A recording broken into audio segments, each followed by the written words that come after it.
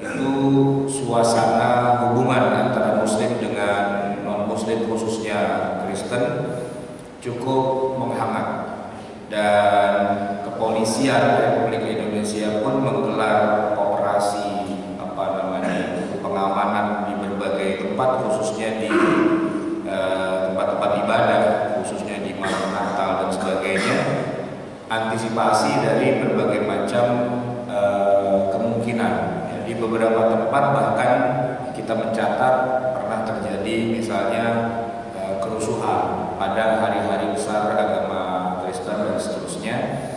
Dan memang secara konstelasi politik kita di Indonesia hari ini, saudara-saudara kita yang Nasrani itu memang agak sedikit banyak melakukan penetrasi ke birokrasi dan sebagainya, sehingga menimbulkan suasana yang mungkin agak kurang kondusif.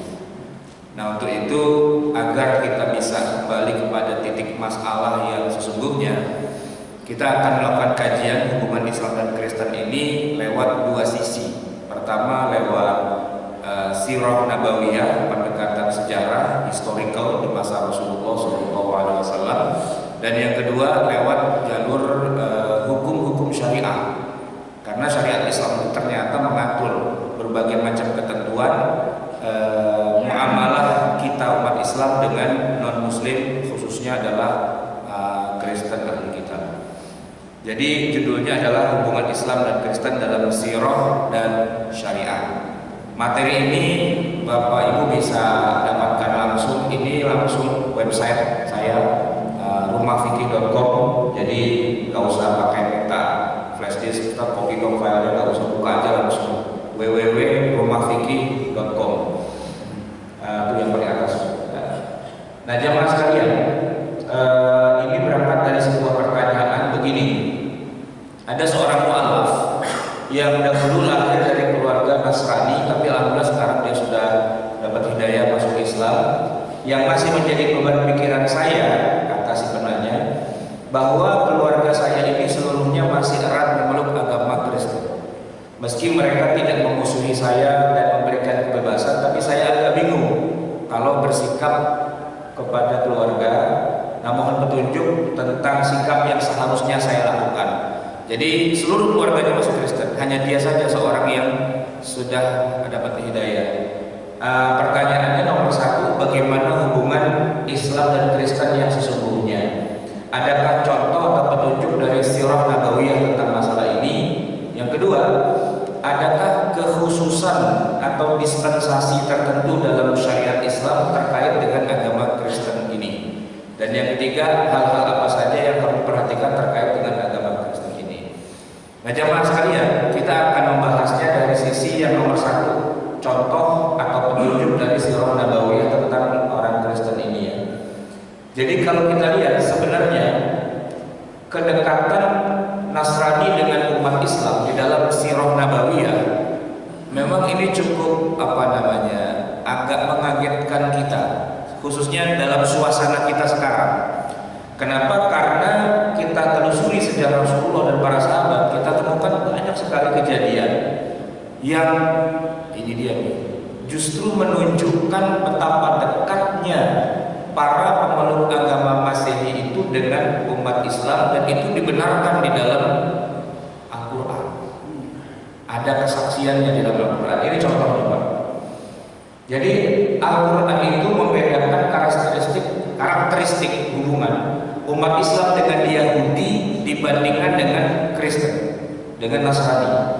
Yahudi disebutkan punya hubungan keras terhadap umat Islam. Sebaliknya Nasrani justru punya hubungan yang jauh lebih baik. Jauh lebih baik. Al-Quran menggunakan istilah aqrabahum mawaddatan. Ini kalau kita baca ayatnya mungkin agak kurang gede ya ayatnya. A'udzubillahi minasyaitonir rajim. La tajidanna asyaddan nasi 'adawatan lil ladzina amanu al-yahuda wal ladzina asyraku. Kamu akan dapati orang yang paling keras permusuhannya terhadap orang beriman adalah Yahudi dan orang-orang musyrik. Musyrik itu maksudnya orang kafir Arab Mekah seperti Abu Jahal, Abu Lahab gitu ya. Nah, terusannya wala tajidanna aqrabahum mawaddatan lil ladzina amanu alladzina qalu inna nasara. Kamu dapati yang paling dekat persahabatannya. Ini kalau terjemahan dari Departemen Agama. Departemen Agama itu paling dekat persahabatannya. Tapi kalau dia teks Arabnya itu ini Pak, mawaddah. Mawaddah itu kalau kita doa buat pengantin, semoga diberikan keluarga yang sakinah, mawaddah dan rahmah gitu ya. Nah itu mawaddah itu artinya wud, itu artinya kecintaan sebenarnya. Jadi yang paling dekat kecintaannya atau boleh ada sebut persahabatannya dengan orang beriman itu adalah orang yang berkata sesungguhnya kami ini adalah Nasrani. Itu Al-Quran. Jadi kita nggak bisa bilang wah itu menurut Ustaz. Enggak, bukan menurut saya. Al-Maidah 82. Kenapa kok mereka sedemikian dekat? Itu nanti ada kajiannya. Tapi yang jelas dibandingkan Yahudi, Nasrani itu memang sangat-sangat dekat kepada Rasulullah. Nah, yang kedua, Nasrani ini sudah mengenal ciri Nabi Muhammad di dalam Injil mereka. Alladzina atainahumul kitaba, orang-orang yang kami beri kitab, termasuk Yahudi juga sih sebenarnya. Ya, Nasrani dan Yahudi, ya'rifunahu, sangat-sangat mengenal dia. Dia itu maksudnya adalah Nabi Muhammad. Kama ya'rifuna abna'ahum, sebagaimana mereka mengenal anak mereka sendiri. Ya, ada orang punya anak Pak 18 gitu. Dia lupa nih anaknya namanya siapa gitu ya. Nah, itu nggak normal. Yang normal ya anaknya dia tahu lah siapa namanya dan sebagainya. Anaknya dia sendiri. Rasulullah itu dikenal oleh orang-orang Nasrani itu gara-gara ada di dalam Injil mereka. Juga Yahudi sebenarnya dalam Taurat mereka itu ada ciri-cirinya. Jadi kalau dibilang kami nggak percaya dan sebagainya itu bohong lah. Mereka tahu Nabi Muhammad ya. Cuman masalahnya sebagian di antara mereka menyembunyikan kebenaran padahal mereka tahu. Jadi keberadaan orang Kristen di Mekah dan orang Yahudi di Madinah, jadi gitu Pak ya konstelasinya. Kalau Kristen itu banyaknya di Mekah, tapi kalau Yahudi banyaknya di Madinah. Buktinya apa? Itu ada Waraqah bin Naufal, ya pendeta di Mekah. Itu masih saudaranya Khadijah, istri Rasulullah. Masih ingat Pak ya cerita ketika turun wahyu pertama kali Nabi kan ketakutan sampai mengatakan zamiluni zamiluni, selimuti aku gitu kan. Khadijah juga bingung, ini turun dari gua tiba-tiba ketakutan sembunyi di balik selimut, ada apa? Dia tanya kepada sepupunya yang pendeta Waraqah bin Naufal itu, apa kata Waraqah? Nah itu tandanya Nabi itu begitu gitu loh. Sehingga Khadijah tenang, oh Nabi gitu ya. Nah kemudian Khadijah yang menghibur Rasulullah, tenang saja, kamu nggak apa-apa, kamu nggak bersambet setan, nggak apa dan sebagainya. Sepupu saya bilang kamu akan menjadi nabi. Hah? Jadi nabi? Gitu. Benar dong berarti kata Jibril tadi bahwa saya diangkat Rasulullah. Iya benar. Jadi yang membenarkan itu adalah si pendeta Kristen, namanya Waraqah bin Naufal. Dari mana si Waraqah itu tahu bahwa itu adalah nabi dan sebagainya? Ya dari Injil. Di Injilnya disebutkan, bahkan dalam Injil itu disebutkan simahum fi wujuhihim min atharis sujud, dzalika mathaluhum fit Taurati wa mathaluhum fil Injil. Itu cerita tentang sahabat Nabi yang wajahnya itu ada sinar cahaya dari atharnya sujud, dari habis bekas sujud itu. Itu cerita bahwa sahabat Nabi itu bersinar ke wajahnya dengan cahaya dari sujud itu. Itu cerita itu sudah ada di Injil, sudah ada di Taurat. Jadi orang Kristen tuh nggak aneh ketika mendengar, oh ada Nabi terakhir di sini. Iya, itu di Mekah Pak. Nanti kalau Madinah ceritanya lain lagi. Tapi yang jelas orang-orang Nasrani sudah mengenal ciri-ciri Nabi Muhammad itu di dalam Injil. Nah ini Pak, pendeta Buhairah melindungi Nabi. Ceritanya panjang, tapi saya singkatnya begini Pak. Masih kecil, mungkin umur 6 atau 7 tahun gitu ya, diajak pamannya, karena Nabi kan yatim, pamannya itu Abu Thalib, diajak dagang ke negeri Syam. Dari Mekah itu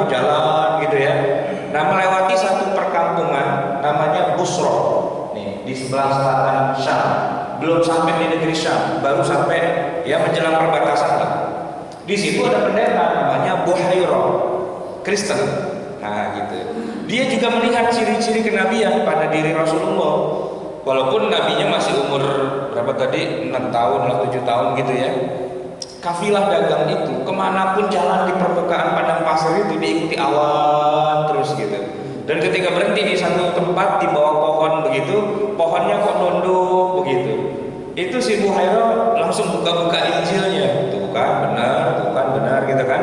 Maka dia kirim utusan kepada kafilah dagang dari Mekah itu yang dipimpin Abu Thalib. Dia bilang apa? Kami meminta Anda semua untuk masuk ke rumah kami, ada hidangan apa segala macam. Padahal si Buhairah itu adalah pendeta yang tertutup, nggak mau kenal orang, ngumpet aja di dalam gerejanya dia itu. Tapi kemudian tiba-tiba berubah jadi baik melihat kayak gitu kan. Setelah semua rombongan itu masuk ke dalam rumahnya si Buhairah untuk makan dan sebagainya, itu Pak, awannya itu nggak ikut pindah ke atas rumah, masih tetap di atas onta-onta yang lagi diparkir di depan rumahnya. Awannya di situ aja. Maka Abu Hurairah bilang, "Tar dulu, Abu Thalib, udah semua belum masuk ke sini?" Udah pada lapar, udah siang, tinggal makan doang." Gitu. Kata Abu Hurairah, "Tar dulu, masih ada yang kurang," katanya. "Pasti ada siapa gitu yang belum masuk." Abu Thalib mikir, siapa yang dimaksud? Itu mah ponakan saya lagi tidur, biarin aja lah dia di atas punggung ontak, dia lagi tidur. Enggak, bawa masuk gitu. Ya udah, karena yang tuan rumah suruh bawa masuk, dibawa masuk Pak. Masih tidur gitu, digendong, taruh dalam rumahnya Buhairah. Awannya pindah ke atas rumah itu. Kata Buhairah, benar nih 100%. Ini dia yang kita tunggu-tunggu sepanjang 600 tahun terakhir setelah kematiannya Isa itu.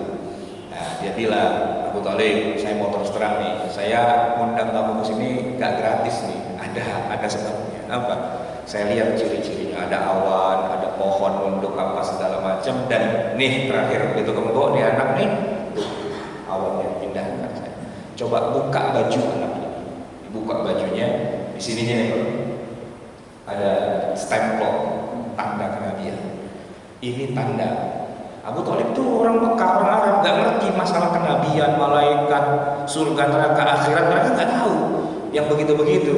Tapi ketika Buhairah bilang, "Kalau menurut saya, saran saya, Anda gak usah terus, pulang aja ke Mekah. Ini anak nih, kalau sampai ketahuan sama Yahudi di negeri Syam, dipenggal. Kenapa? Mereka udah nunggu, mau dibunuh memang gitu. Nah kalau saya kan punya, si Buhairah itu tadinya Yahudi Pak, murtad masuk Kristen, bukan masuk Islam, masuk Kristen gitu ya. Nah tapi ketemu itu di Taurat ada, di Injil ada, cuman bedanya di sini Pak, dia Kristen tapi dia mau melindungi Nabi Muhammad itu.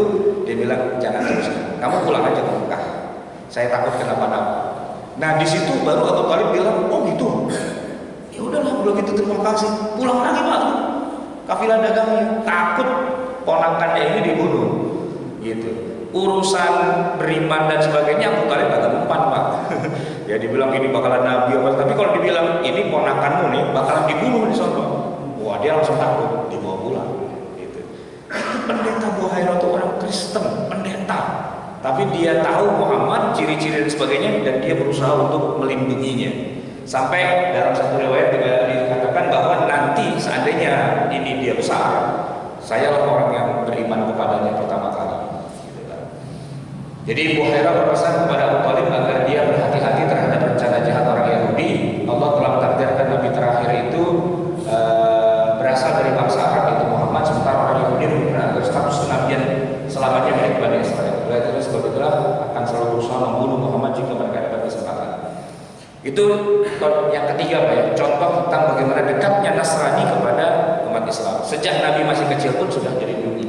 Sekarang Pak, ini cerita loncat ya. Setelah Nabi Muhammad udah jadi Nabi, udah hijrah ke Madinah. Ada ayat di surat Ar-Rum, surat Ar-Rum ayat 4. Mungkin kita mau hafal ya.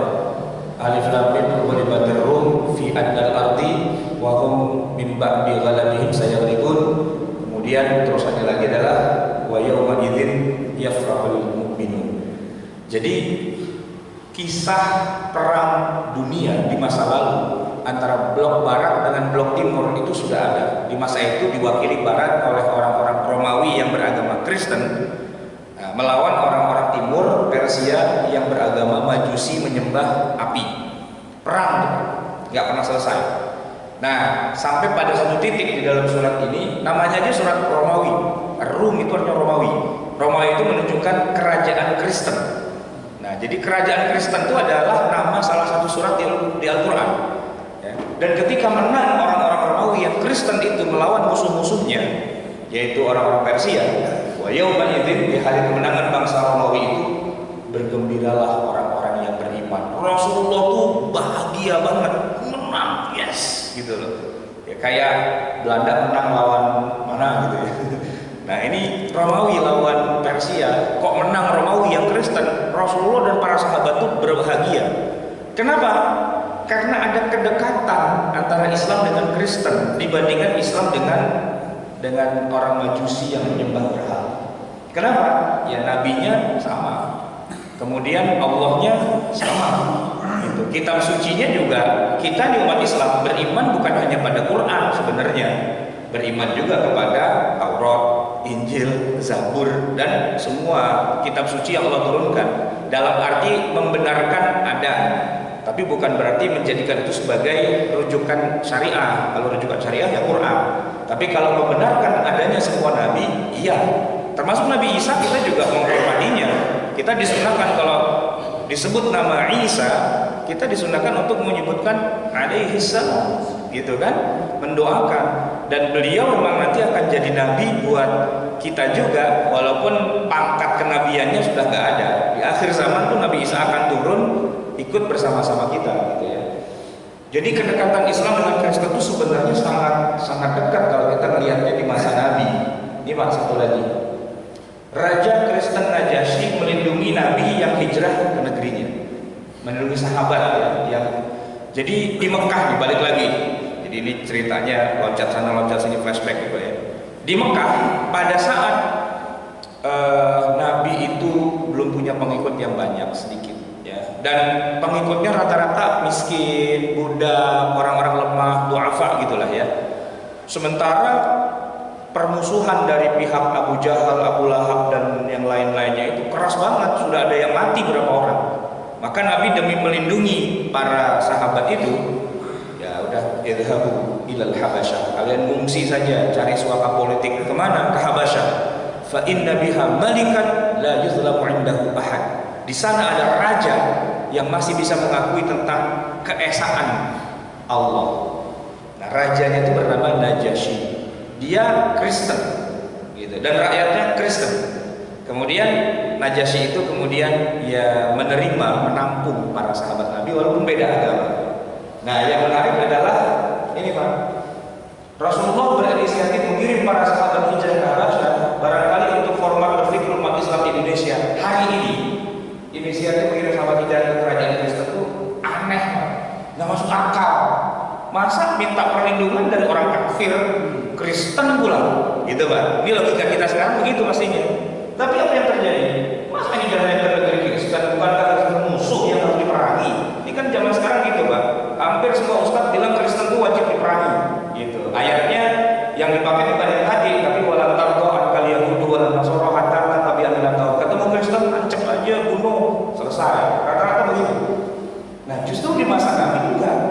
Ketika umat Islam dimusuhi sama Abu Jahal, Abu Lahab, malah dilindunginya sono, minta perlindungan sama siapa?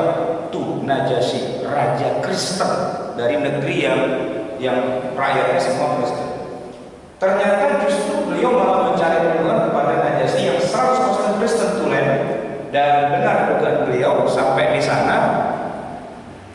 Nah, rombongan para sahabat yang dipimpin oleh Ja'far bin Abu Thalib itu diterima dengan tangan terbuka.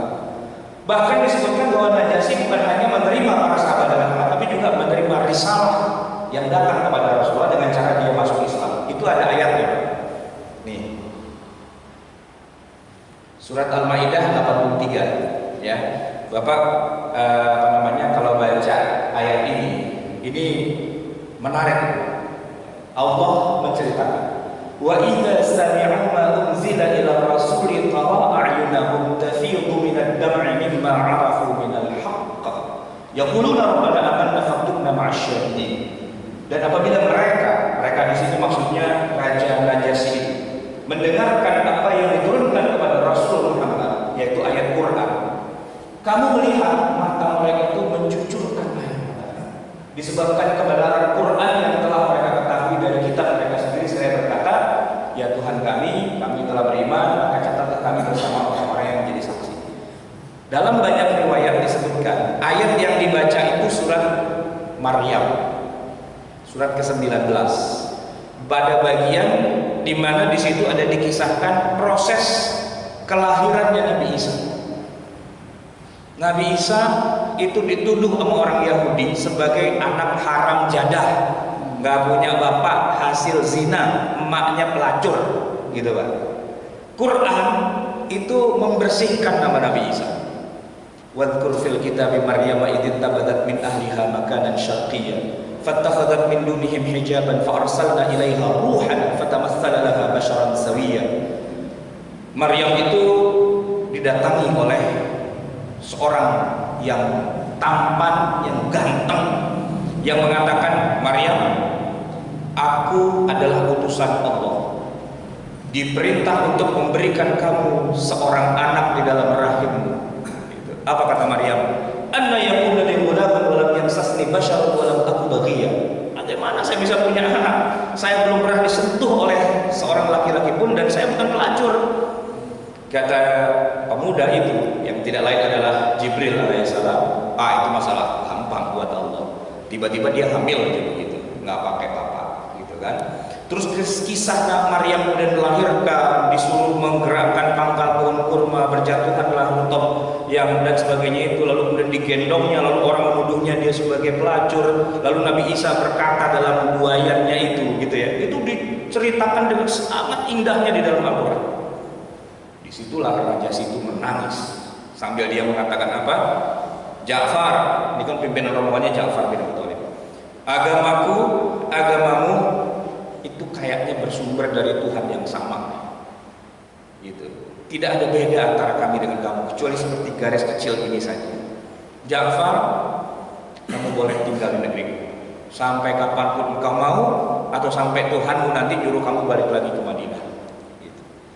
Jamaah sekalian, menurut salah satu riwayat, akhirnya si Najasyi ini kemudian menyatakan diri masuk Islam dengan alasan bahwa ternyata Rasulullah ketika mendengar Najasyi itu meninggal, beliau menyolatkan jenazahnya secara remote, secara jarak jauh.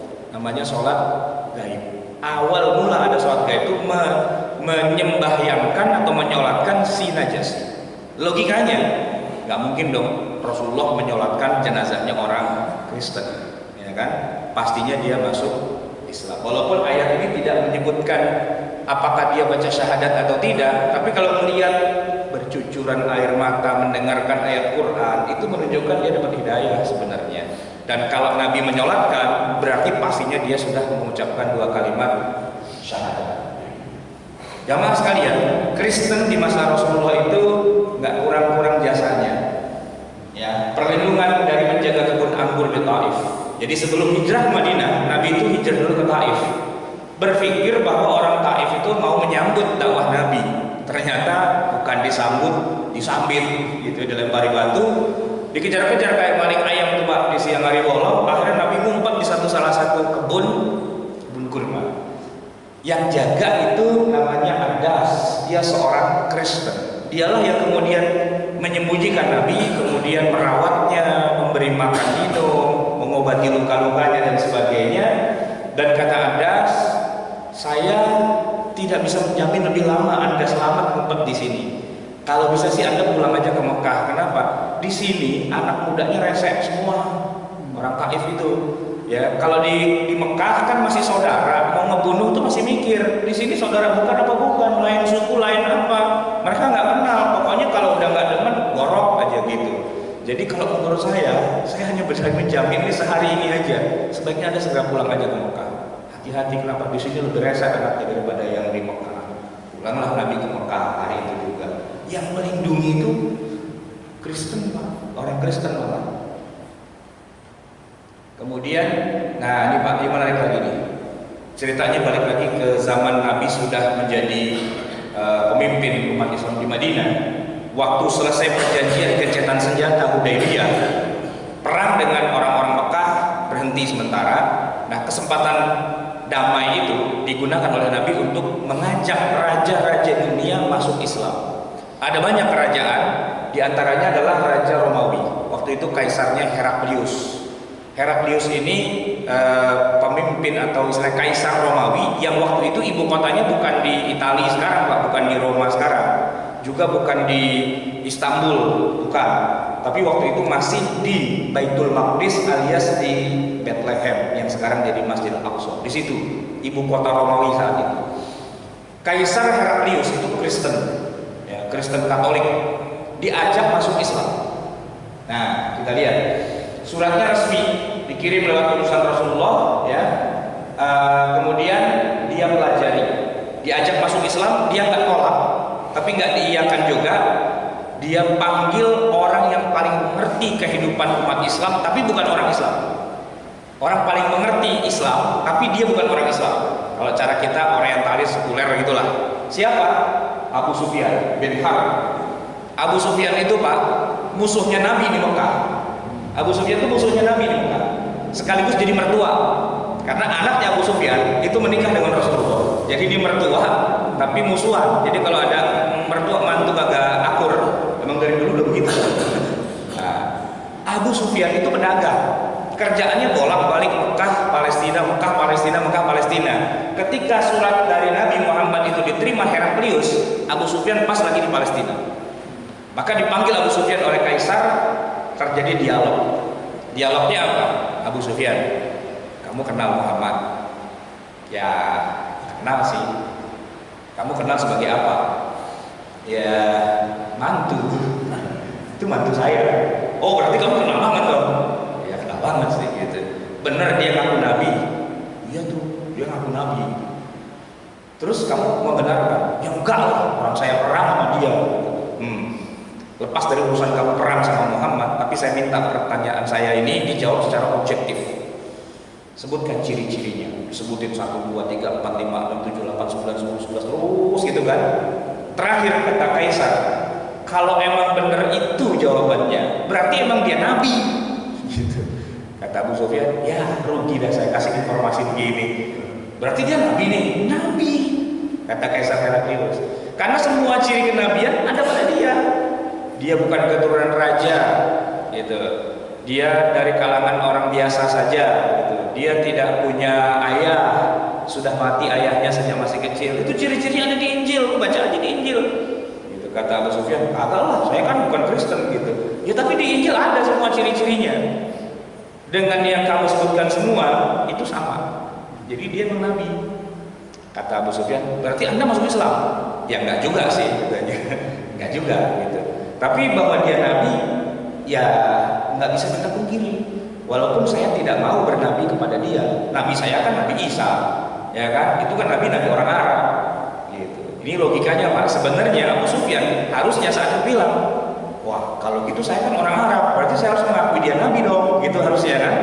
Tapi Abu Sufyan memang dasar belum dapat hidayah saat itu, dia tidak langsung mengucapkan 2 kalimat syahadat, masih nunggu setahun kemudian ketika terjadi perang Fathu Mekah. Itu Abu Sufyan yang pertama kali itu salaman sama Nabi, sama mantunya. Sallallahu Muhammad Rasulullah. Dari mana Abu Sufyan mau salaman dulu? Nah itu yang bilang kaisar Heraklius. Itu Muhammad Nabi, lu nggak tahu aja. Gitu. Ini cirinya ada di sini semua. Kaisarnya gimana? Masuk Islam nggak? Enggak. Kenapa? Karena dia pemahamannya masih sederhana ya. Dia pikir Muhammad itu nabi buat orang Arab doang, bukan buat orang mereka. Ini kan beda kaum, beda bangsa, gitu ya. Tapi hasil investigasi dan penelitiannya jelas sekali bahwa semua ciri kenabian memang ada pada diri Rasulullah. Namun karena Islam memang tidak memaksa orang masuk Islam, Rasulullah pun tetap menyerahkan pilihan sepenuhnya kepada kaisar, mau masuk Islam atau tidak mau masuk Islam, tapi berdamai.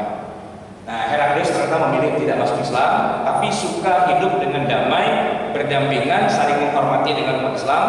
Bahkan dalam riwayat disebutkan Heraklius itu mengirim balasan kepada Nabi Muhammad, menghargai permintaan masuk Islamnya, tapi mohon maaf belum bisa memenuhi sekarang. Yang penting kita damai. Jadi Nabi dengan Romawi saat itu damai. Yang jadi masalah nggak lama Heraklius tumbang, diganti dengan rezim berikutnya. Nah, rezim berikutnya itu nggak kondusif sama Rasulullah. Gitu. Jadi hubungan Islam dengan Romawi saat itu ya antara benci tapi rindu, gitu. Kadang-kadang damai. Kalau kerajaannya itu sama Islam baik, jadi baik. Kalau rajanya itu nggak demen sama Islam, jadi perang. Dan begitu bergonta-ganti, sesuai dengan rezimnya. Tapi di zaman Nabi sih itu semua adalah orang-orang yang baik. Gitu. Nah, ini loncat lagi Pak, ceritanya Nabi sudah wafat di zaman Khalifah Umar. Palestina itu kalau cara sekarang Pak itu Vatikan, pusat dari Kristen sedunia. Nah, tapi di zaman Nabi pusatnya bukan di Vatikan di Roma itu, ya di Masjidil Aqsa itu, di pusatnya itu. Wilayah-wilayah yang tadinya milik Romawi itu sudah banyak jatuh ke tangan umat Islam, termasuk Damaskus, Syria itu udah jatuh ke tangan Islam. Tapi pusatnya Palestina itu belum.